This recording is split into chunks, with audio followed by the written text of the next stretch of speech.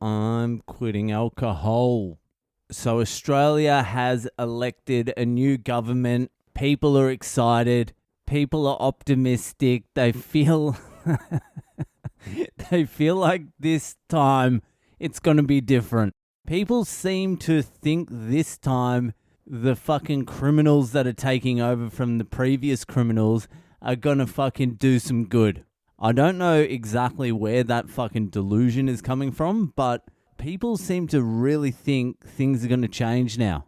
I cannot even comprehend how people have come to that conclusion. Have people got that short a memory? Do people not remember like recent history?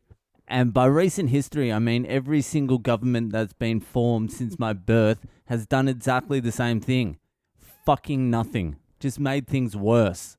Not one single prime minister since I've been alive has done fucking anything. Actually, except fucking Kevin Rudd.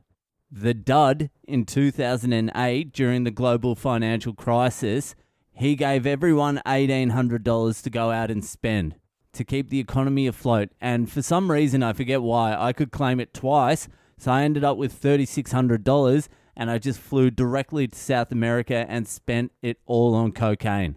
I don't know if he had factored that move into his stimulus package, taking the money that was meant to be inputted into the economy and flying it out of the country and inputting it into the Peruvian economy. At the time, he was like, go out and spend it, buy some TVs. The fucking insanity of that. Even back then, I knew it was crazy. I was at university and I was like, that doesn't sound like a very responsible economic decision. Here's $1,800, go buy a TV. And obviously no one bought TVs, they just bought meth. They did, everyone bought meth.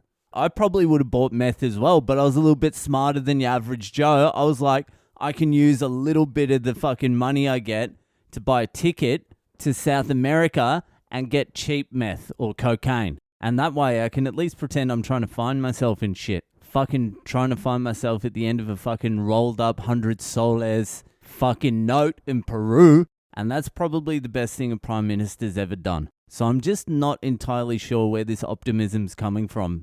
I know the government that we've just had is full of fucking pieces of shit, but I also know the government that's coming in is full of fucking pieces of shit, and the dude who's leading it is far from a fucking leader. Fucking whatever his name is, Albanese. He's like one of those dudes when you shake his hand, it's all fucking limp and sweaty and soft, just wet. He's a wet hand.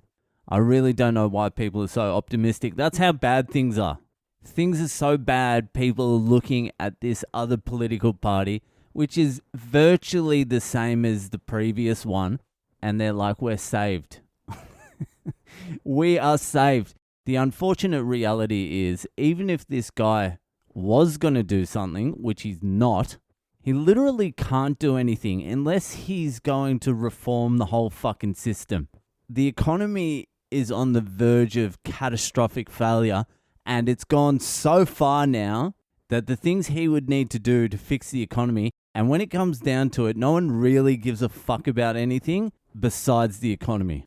When everything's going well and people are prosperous and the standard of living is high and everyone's having a jolly old time, then people are free to start talking and thinking about progressive ideas, which is a great thing. But when things aren't going so well and everyone's broke and just trying to make ends meet, and you try and convince them some progressive shit is important, then people start going, hey cunt, I'm not interested in your purple head ideas. I'm trying to fucking eat here. My savings have been absolutely decimated over the last 2 years due to inflation.